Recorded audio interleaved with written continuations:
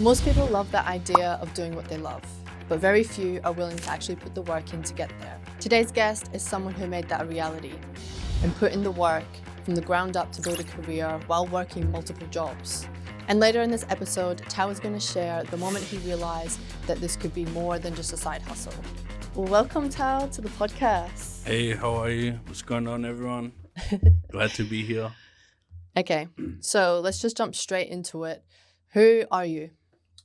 My name's Tau. I'm a DJ producer, events organizer in Brisbane. I think that sums it up. Yeah, pretty much. How did you get into music and DJing? Like, what was the start for you? I think I was in primary school. I heard a mashup for the first time, and I kept wondering the whole day and week how they were able to take two songs that I know and put them into one. And it blew my mind every time. And there would always be new mashups. You know, have you ever heard of DJ Earworm? They do a mashup of the biggest songs of that whole year. Oh, yeah. And they put on, They go on YouTube ones. and they go I've seen viral. them, Yeah, so I'll hear those as well. And I'll be like, how are they doing this, you know?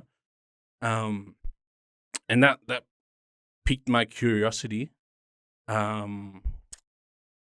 couple years go on from that, and I figure it out. I start playing with virtual DJ. It's just a DJ software for beginners. I put some hours into that when I was in year 8, year 9. Year 10 came around, and my cousin bought me my first pair of decks. How did that make you feel? It made me feel like I could finally get started. Yeah. Properly learning how to DJ. Yeah. From then I would take those decks. I'd take them to school. On my lunch breaks I'd be DJing. And all my friends would look at me while they're kicking a ball around, and they'll be like, "Ugh, what the heck? Yeah. The weird What's kid. this guy doing?" Yeah, he's just at school, at the desk, just playing with some DJ decks. And then when I was at school, when I was supposed to be working, I would be on YouTube, and I'd just be watching DJ videos, learning how to DJ. Probably shouldn't have been doing that, but that's what I was doing. After that, would have been year 10. I started doing house parties, school house parties. I was playing a lot of sport at the time as well, and I was really good at it. I almost got signed to the Broncos, for the junior squads, whatever. And at the time, the DJing was a source of income, as well as it was a way for me to be at a party and socialize, but I didn't have to drink like all the other kids were doing, because I was really focused on my footy. Yeah. And how much did you make from your gigs back then? Just to put it into perspective for the listeners. The first gig would have been $50. And how many hours of work were you putting in? I did 6 hours for $50. Yeah. I still remember it. I went and bought a terabyte hard drive from the good guys or cash converters with that. Yeah. So that I could store all my music. Yeah. And then the house parties, they ended up getting up to $200, $300 for 4 or 5 hours on a weekend, which is awesome. When you're that age, that's yeah, hell yeah, it's really good. And then I had an injury with my footy, and then I had finished school. The first year out of school, I got my first gig in the nightclubs, and then from there, just grinding away within the scene, trying to make my brand as good as it could be. Yeah. So when you were younger and you were playing footy, was that kind of like the main, like what you wanted at that moment in time? Yeah, The rugby. DJing was just Yeah, something you found fun. rugby league was the main goal. And then DJing was just on the side. It was cool, and no one else was doing it. Like, it was something that I could do on my own. I could do in a room by myself, Yeah, just for and fun. then just for fun, and I could get paid for it. Whereas all the other people are working at McDonald's when they're kids, and I was, you know, booked every weekend for a house Yeah, party. yeah. Yeah. Back then, did you ever see yourself becoming a DJ as, you know, to what you are now, to the level you are now? Not to the level that I am now. I always knew that I wanted to do it if footy didn't work out, but it was never, never to the level that it is now. I thought I was just gonna be DJing in the clubs, Yeah, and like, that's it. yeah. Yeah. All right, so the next part we're going to talk about is like, I don't think a lot of people understand the grind and the mental toll that comes with DJing. I think a lot of people just look at DJing as if, oh yeah, you get to go to the club, you're having fun at the club, you're drinking, like, and you're making money off it. But they don't see, the long hours that you're actually putting into it, the working multiple jobs because, DJing is a hobby at the moment. Yeah. Or, the late nights, the early mornings, and the balancing everything. So when you first started DJing and, it wasn't to the level you were, what were you doing so that you made sure that your bills were paid? I was putting on some high vis and putting on some work boots, and I was going to a factory every day, doing 60-hour weeks, just hard labor. I did everything. Like, I worked at cardboard factories, meat work, laboring for landscaping. There was a lot of jobs that would build some character. It made me learn what hard work was. Um, yeah, those years,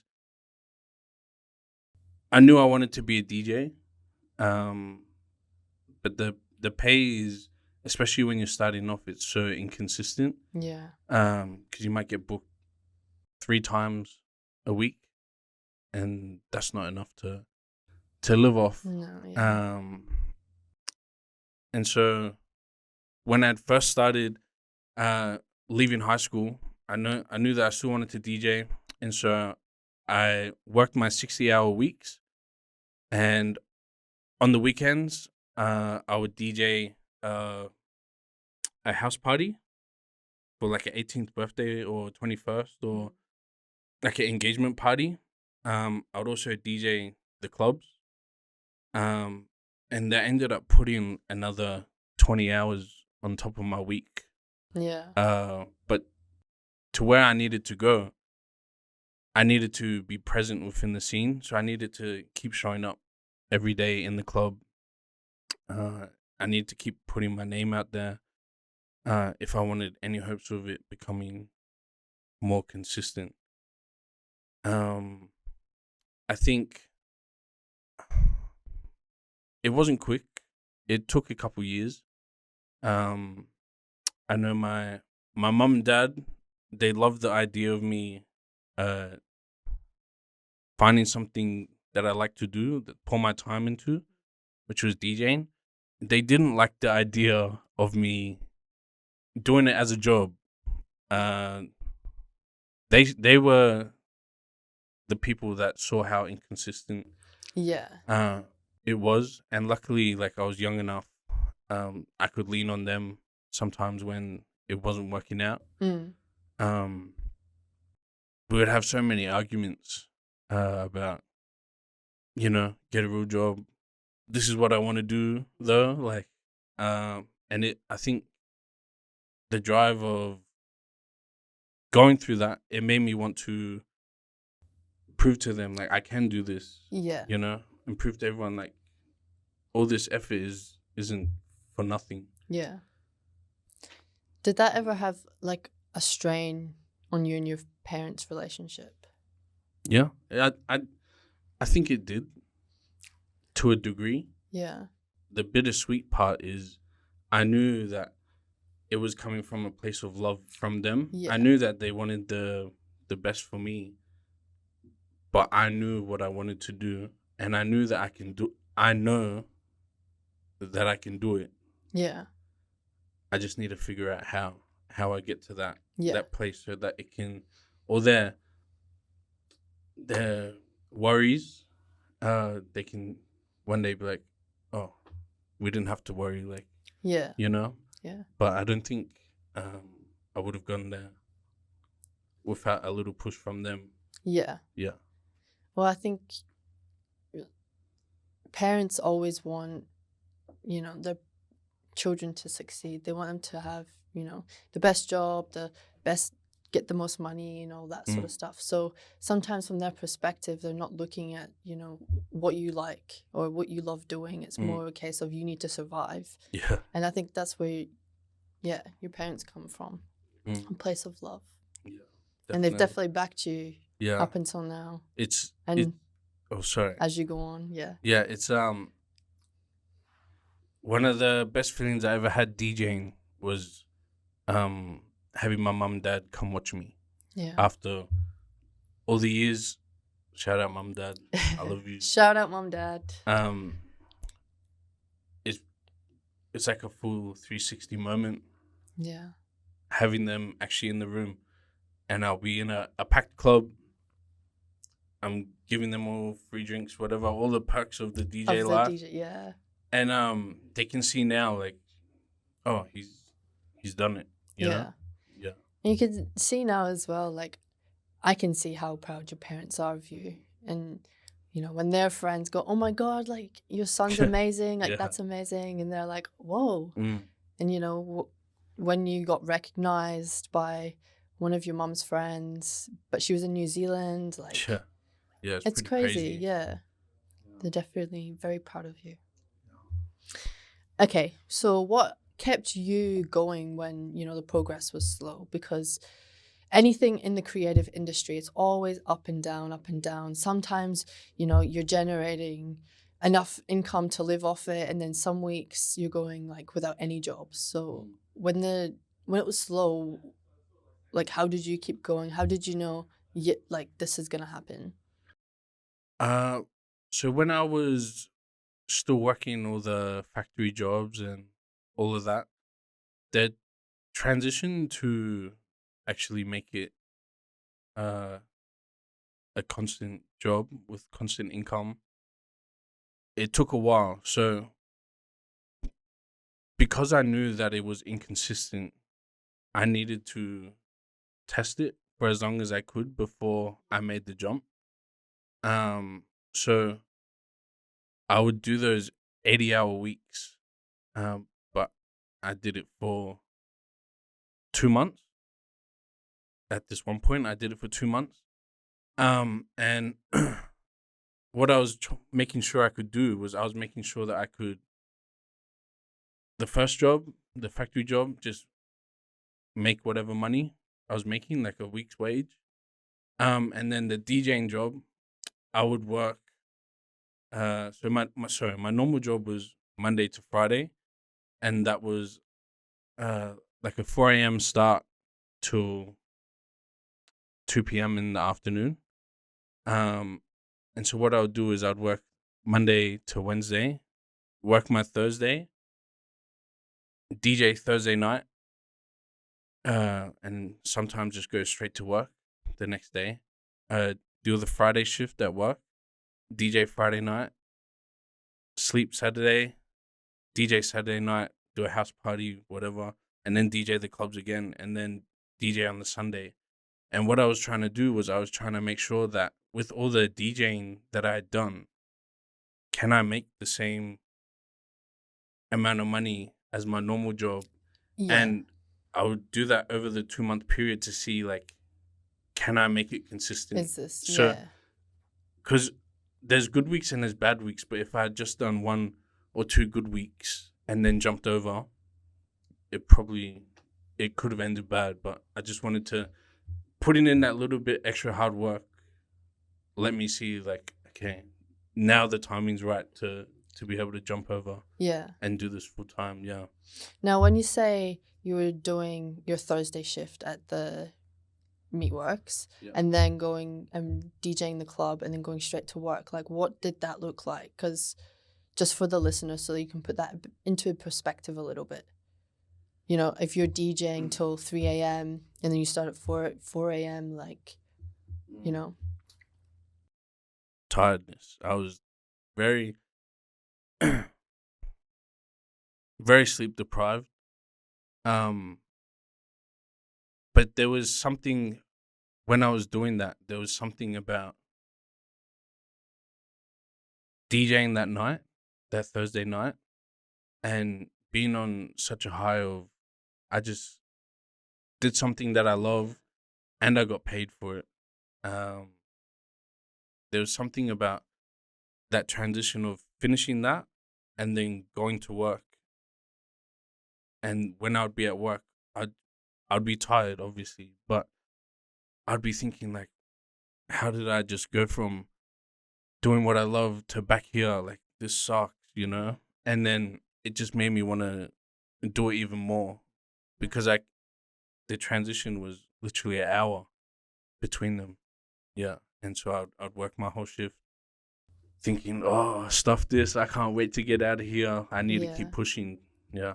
So when did you actually sleep over the weekends? Like, because I know you've told me that you used to get the train from home, which is Ipswich, to the Valley. Like, is that when you'd sleep? Like, so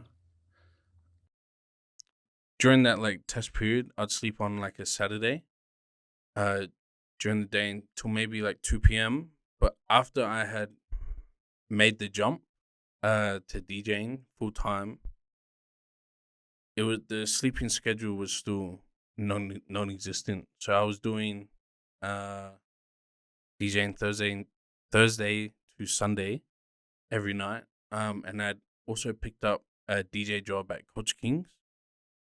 And that was Friday and Saturday shifts as well. Yeah, that was a pretty crazy moment.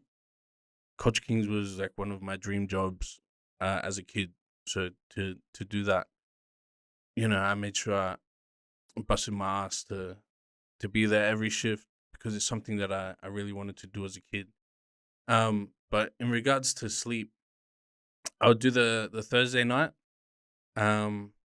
And I would have to, where I lived at the time, I'd drive 1 hour back to Ipswich, and I'll drive about an hour to get back into the city for work. I would do my Thursday night, drive an hour, maybe get home 4 a.m. Friday, I would train into the city. I'd probably start at around 1 p.m. at Coach King's on the Friday. Do that until 9 p.m. If I was lucky, I'd train it back home and have enough time to grab my car so that I could go straight back another hour back into the city, DJ the whole night, 10 to 3 a.m. Drive another hour back home, be at home by 4. I would hopefully be in bed by 4:30. And then I would start Coach King's again 4 hours after that on the Saturday.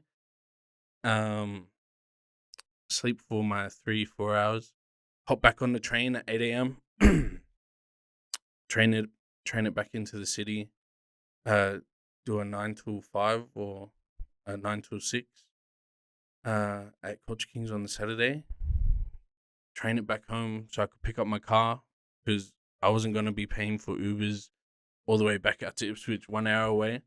At the end of the night, I was trying to make this job my reality, remember? So I was saving money wherever I could. I would travel back from Coach King's, grab my car, and sorry, on the train rides that I was doing, every train ride I would be sleeping, just so that I had enough energy to function for that day.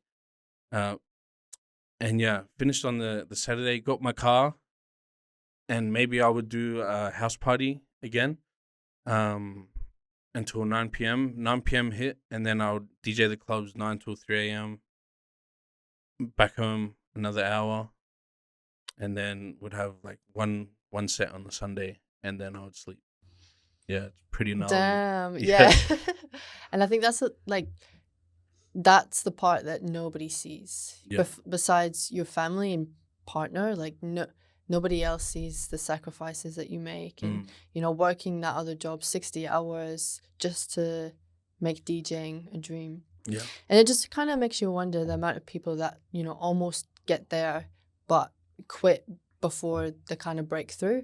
Yeah. Because it's not overnight success. It's not. It's a long term. Yeah. Like when you say it took you like years, how many years would you say in general? Like To get what? to start going like full time Solo, DJing. yeah, full time. Probably took me two, maybe 3 years Yeah. of that sort of grind. Consistent. Yeah. Yeah. Now, was there a moment where you almost gave up? Where you were like, Yeah. where you're like, this is it. I'm not doing this anymore. Yeah, there's been heaps. There's been so many. It just lack of sleep, lack of motivation, being scared that it's not going to work out, and you've thrown all your eggs into one basket, and then compiling all of that at the same time, it turns into a big load. And yeah, there's been many times where I'd felt like quitting. Yeah. What stopped you from quitting? There's no way I came this far already to call it a day. Because I've got too many people to prove wrong. I got too many people that have backed me from the start and supported me, that if I was to stop now, I'd be letting them all down. And the thought of going back to that warehouse or that meatworks, and the thought of me doing that job again, I always think back to that, and I think, no, I'm gonna make sure it works, because I'm not going back to that. Yeah. Yeah. You have multiple businesses with DJing. So you have Bow, which is you and Bodhi. Mm-hmm. You have Wednesday Link Up, which is you, Bodhi, and Grayson. Yep. And Outside, which is you and Grayson. Yep. Correct? Yeah. So when did you realize that all of this, all this DJing had to be starting? Sorry, let me rephrase that. When did you realize that all of these businesses and DJing had to be treated like a real business, not just, a job or fun? Was it pretty quick that you realized this needs to? Yeah. If you if you want to get by at just getting by in the DJ world, you don't really have to do much. You just got to rock up and DJ. If you have bigger aspirations and you want to take it further, more money, more opportunities, you have to turn what you're doing into a business and a brand. You have to market yourself. You have to do so much stuff to make sure that you're always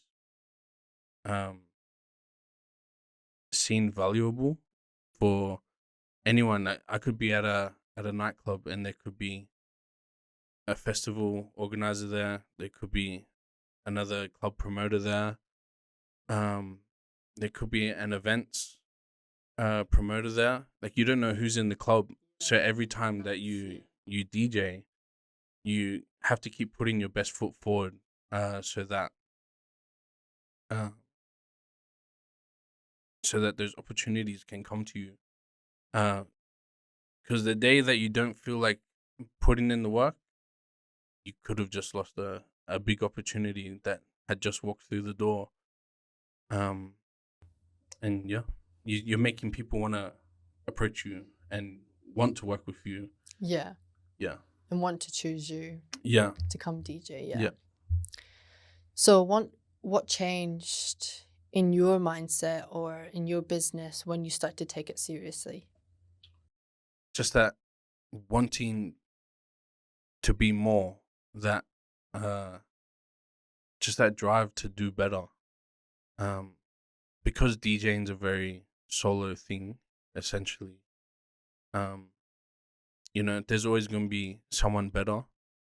There's always gonna be someone with a more paid, more money. Sorry, that doesn't make sense. Like a bigger booking or Yeah. whatever. Getting paid more for the job. Yeah. And I think that for me, it comes down to the love of it. So for me, if you're a better DJ than me, the way I think about it's reinforcing good habits mentally. So if someone's better than me, or if someone's getting a bigger booking than me, or whatever it is, that's fine. And I'm not gonna sit there and think, oh, wish that should have come to me, or I wish I had that. Yeah. Whatever. I'm gonna say to myself, you know, I just need to work more. I need to practice more. There's probably a reason why they've gotten this, and if there isn't a reason, and I still just keep chipping away, that opportunity or other opportunities will come to me because I'm still putting in that work, instead of thinking, oh, I should have got that, and do nothing about it. Yeah, because you're in a negative mindset when you're thinking, oh, that should have been me, not you. Yeah. When you're investing in yourself, and this goes for anything like business, the gym, when you're investing in yourself, better things, you attract better things just naturally. Yeah. I agree. Yeah. So when we talk about mindset, you know, discipline and consistency, you know, it's about showing up when no one's even watching, and you know, you might be on that open set and or one person's come or nobody's even there, or you know, being consistent over like the hype of things. So what mindset kept you consistent when results were slow? When results are slow, what I would do, if I kept getting put on open sets, or it wasn't super busy, I would think to myself, like, this is the perfect time to maybe practice like a different technique, or practice playing like songs that I don't really play, just to see how they work. It's just it's a full testing ground while it's not super hectic at the time. So I wasn't just standing there just playing music. I was trying to essentially just upskill with the time that I had out in public when it wasn't like super busy and that. Yeah. Cool. So you've built a global career from DJing and turning something that was just a passion into, you know, that's allowing you to travel internationally. You've played festivals, you've done international gigs in like the Philippines, New Zealand, and you know, you travel for work on a weekly basis. So what was your first festival like? And booking it, how did that feel? Yeah, it was nerve-wracking. It was probably one of the scariest things that I've done. and they don't get easier. The more people that are at these festivals and the later time slot you get, like it doesn't get easier, but you get better at dealing with it. And how do you deal with it? Like when you get up there, I know for some people, like they get really, jittery or like really nervous. How do you deal with that when you're up on stage? For me, I like to make sure that everything is prepared. So what I'll do is I'll have like a playlist, and I'd say that I'll have like 30 tracks that I know will work well. What I'll do is I'll probably create another 2 more playlists, just so that if any of those are failing or if I'm freaking out or losing my train of thought, I don't actually have to think. It's already done. I've already put in the work beforehand, so that I can achieve like the best result. Because when you're DJing, if you're spending time trying to think of a song, you're actually taking time away from being on the mic or interacting with the crowd or creating an experience. Which is what you need to be doing. So there's heaps of ways that you can stop, or there's heaps of ways that you can be prepared, so that when you're up on the stage, you're on cruise control, just doing what you need to do, and you're not thinking about stuff that doesn't need to be thought about. Yeah. Yeah. So for the listeners out there, I know this is kind of expected in the DJ world, but you would 100% recommend having everything sorted before you go up on stage, days before, and have backups of backups of backups. That, and even I would be in my room, practicing what I'm gonna say, practicing certain songs, like it's just rinse and repeat the practice drills, so that when you are up on the stage, it's not such a big shock. Because there's definitely moments where you look at what you're doing, and you look up and you see 20,000 people, and you're like, ooh, Do you still get nervous when you see people? Not as much. It gets easier. Yeah. But there's always a level of nerves that you're gonna get. Especially for me, I think that if it doesn't make you nervous, you're not gonna benefit. So by constantly putting yourself in a safe situation, don't be putting yourself in dumb situations where you're scared, but put yourself in like safe situations, where the nerves and all that, it's actually beneficial to your growth. Yeah. Well, I think when you do get nervous, it's that growth of, chance, I guess, like getting out there and doing something out of the comfort zone. Yeah. Yeah. So what are some realities that people don't see? Like what's the biggest thing that's misunderstood when it comes to the DJ lifestyle?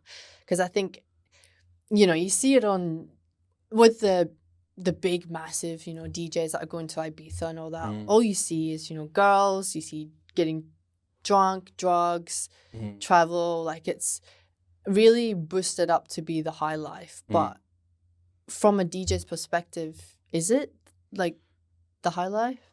Is it great? Is it? It has its times. Obviously, when you love doing what you do, you love it. The partying and all that, it can be cool. Whatever, but you still need to treat it as a job first. You need to have balance. Sleeping, you don't get much sleep. You have to be, on the days that you are able to get in some sleep, you have to like really prioritize that. There's a lot of time people only see you DJ, and you're got however many people around you, the spotlight's on you, but they don't see the preparation. They don't see the flights alone, all that alone time, away from others, away from your loved ones, your family, your friends. When everyone's going out to hang out on a Saturday, you're working. So it's a lot of you have to make a lot of sacrifices just to be in that one part. Yeah. Yeah, I think I've lost a few friends. Maybe just because I'm too busy or whatever. But um, you know, a lot of my friends, we don't have to talk to each other for a long time, but when we're together again, it's like we never stopped. And yeah, I don't really worry about anyone else. Mm. Yeah. Yeah. So you asked your Instagram some questions, and a few of you have popped them in the polls. I also asked my Instagram just to see if anybody had any questions, and actually came back with heaps of questions from both of us. So one of the questions to start with is, what advice would you give DJs just starting out? It's hard to know that you're forming bad habits uh until you get later, till you get further into your career. But for the DJs that are just starting off, one thing I would say is sort your music libraries and have them categorized so you know where everything is. Um, Always have more songs than you need. If you can look at a song and you think maybe someone will request this, download it. Because you're gonna be kicking yourself when that one song is the song that everyone wants to hear. That'll get the crowd going. the crowd going, and you don't have it. Mm. It's just preparation. You can never prepare too much. Mm. Yeah. The second question is there an age where it's too late to start DJing, even if it's not to do gigs or anything, it's just for yourself? No way. There's it's never too late to start DJing. If you have a love for music, then you'll love it. You can't really say much else about it. If you love music, learning how to DJ will make you very happy. Yeah, being able to not just listen to your favorite songs, but actually create something with them. Yeah, probably one of the best feelings you can do. Yeah. Tau has actually taught me how to DJ, and I can say it is extremely fun to do. Even if you're not, going out and doing gigs, it's just fun to do at home. So outside of chasing big books, how should DJs approach networking in local shows? Networking is very important. If you're at a club, if you're at a bar, if you're at the park, any time is a perfect time to be networking. There's so many people out there that are wanting to bring something new or just create more business, and especially in the creative field, a lot of people have some amazing ideas, and you just need to know the right person. Yeah, networking is probably the biggest thing that you can do um, to excel your career. I remember when I was touring around Australia, especially the first tour when we would go to new clubs. We wouldn't know the managers, the promoters, nothing. But what we would do is we'd obviously do a really good DJ set, but we'd take time to get to know everyone on the DJ team. We'll have a few drinks with them, whatever, so that when we go away, they're thinking, wow, those boys are amazing. Yeah. Let's get them back. Yeah. And then if anyone else was to say anything to them, like, oh, we're thinking about booking Tau and Bodhi or whatever, what do you reckon? They always have something good to say. Yeah. Yeah. So it's about building those meaningful connections, not Yep. just connections to get you booked. It's about Yeah. building friendships. If you take if you only take the money out of your bookings, your money's gonna stop. You need to actually put some love in there and build your relationships. Yeah. Okay, fourth question was, when you think about the future, what does success look like for you now? For the future, success would look. That's a I hard put you one. on the spot. Who sent that one in? I don't know. Does it look like stepping back from DJing and having more of a back end role? Like, I know you run third place with Bodhi, which is, where you book DJs and fly them all around Australia. Is that what your primary focus what you want to focus on? Or, is it Wednesday Link Up and making it traveling? Or I think for me, seeing the world would be amazing. And to be able to do that from yourself and the people around you, that's the cherry on top. And then being able to step back a bit, and just let it grow even more. Yeah, with like-minded people. Cool. And the last question was, how do you manage a busy schedule and still make time to spend with your family and friends outside of work?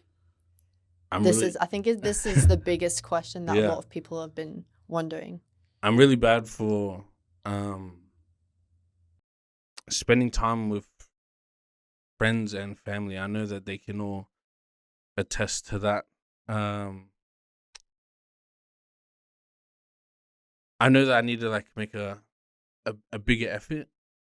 But I think that question, it comes down to the people that are actually around you. Like, they know, my friends know that I'm out trying to chase my dreams and make them a reality. So they know I'm not going to be there all the time. I'm not going to be able to hang out with them all the time. But if they give me, they set a date, they set a time that they want to go do something, I'll make sure that I'm there to do it. Same as family, like there's certain stuff in life that you have to take time to go be with them. You can't just be getting money all the time and chasing your dreams. You still have to keep those connections, because they're what to me, they ground you and they give you a reason to keep pushing, and you feel refreshed after doing that. Yeah.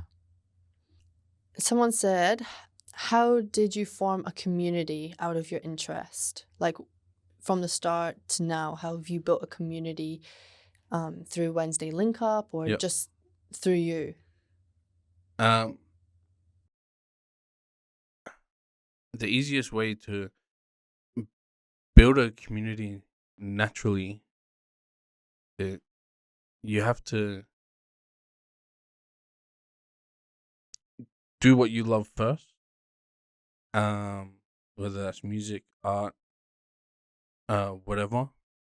You do what you love, and like-minded people will be attracted to that. So when we first started Wednesday Link Up, 10 people would come, and then we weren't phased about how many people were coming. We just wanted to play music that we love. From there,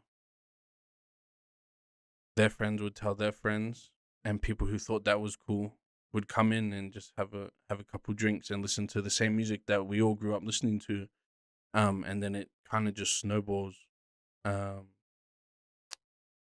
yeah, you're creating like a safe space for everyone to come and enjoy themselves. Yeah. And I think that's how a community starts. Yeah. And then you have to, keep giving back, because you can't just take from them. You have to keep giving back to them, whether that's through charity work, events. There's so many stuff, but that's the basis, at least for us, on like how you start your community. From there, it'll grow itself. Mm. And yeah. Yeah.